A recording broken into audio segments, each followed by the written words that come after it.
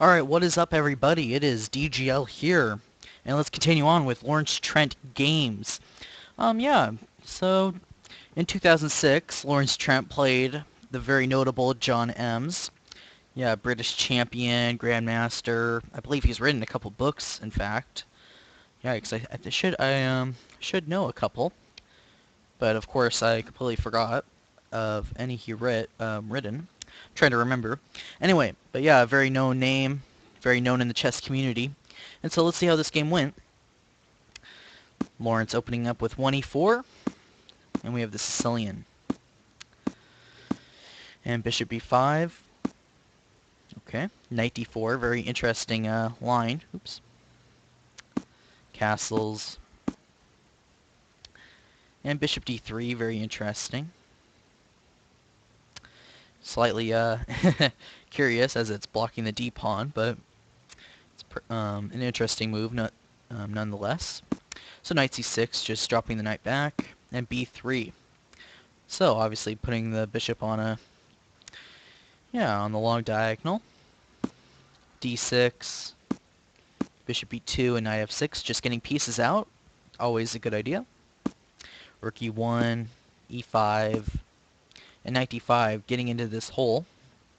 So yeah, very nice. Bishop e7, and c3, perhaps preparing bishop c2 or a retreat to e2 or f1, and then d4, striking at the center. Castle. Check. White grabbed the bishop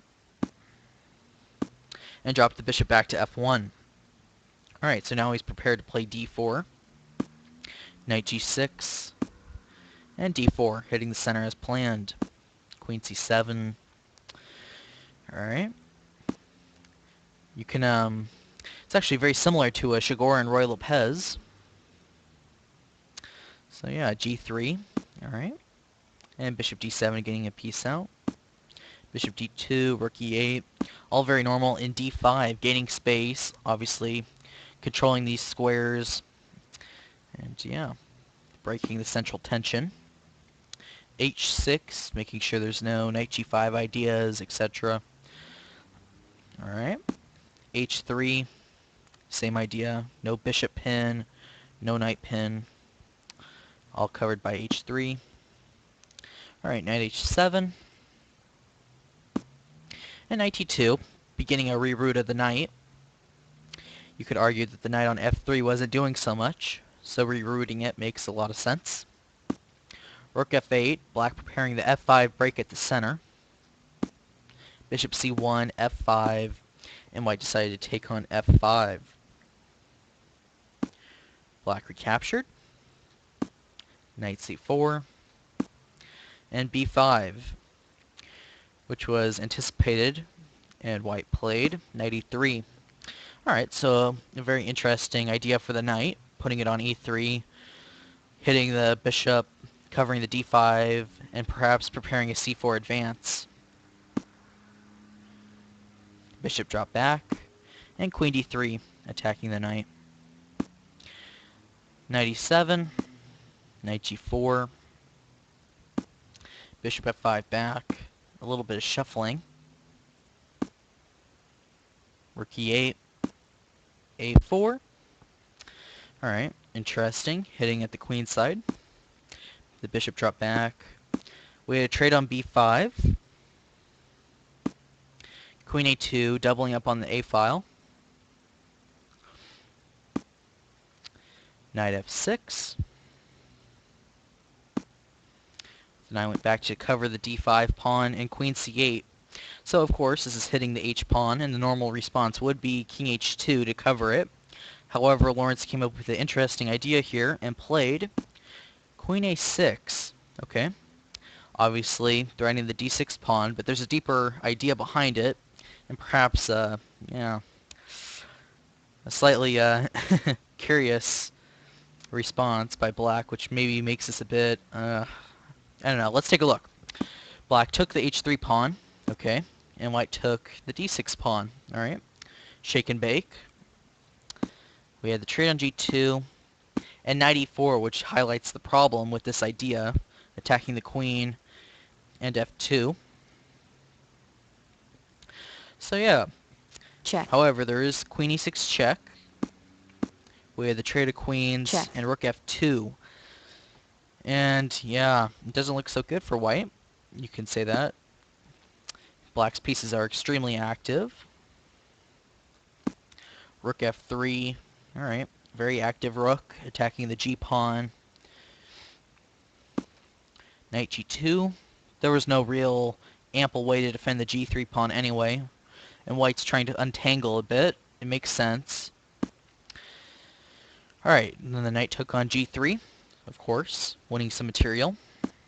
Bishop e3, getting pieces out and connecting rooks. Knight g6, perhaps preparing ideas of knight f4, also hitting the e-pawn. Rook a6, of course, defending it. Knight f8, attacking it again. Bit of a tango here. White grabbed on c5, which begins lots of exchanges, beginning with knight takes e6. White grabbed the pawn here. Rook takes c3, b4, and knight c7. So we could take stock here. White has the it is knight and bishop versus a knight pair. Black is up 2 pawns, which are connected. So yeah, black is obviously doing pretty well here. Probably objectively winning. But okay, there's rooks on the board and lots of pieces. And it is reduced material, so yeah. Let's put it like this. Black is the only one playing for a win here, obviously. Alright, Check. so we had the rook trade. And rook e8. Alright, simply pinning the knight. King f7 was forced. And knight f4, which sets up a little trap. I mean, yeah, admittedly, okay, it's a trap. I assume Mr. John Emms was, yeah, probably in time pressure. And played knight f6. Now, there is one drawback to this move. If you would like... Friend departed. Oh, I lost a friend. If you would like, pause the video and try to figure out what could be the problem of this move. I'll be quiet for a couple of seconds.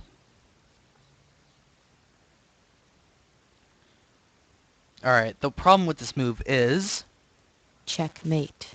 Yeah, checkmate. Made in 1. So I can only assume that John Emms was low on time and yeah. Yikes, that's a sudden end. Who would have thought white was gonna win this, right? Yeah. I couldn't help but to put this game into a video just because of the high profile nature. And I hope you enjoyed the video. So yeah, an interesting game nonetheless, and I'll see you guys around with future videos. See ya.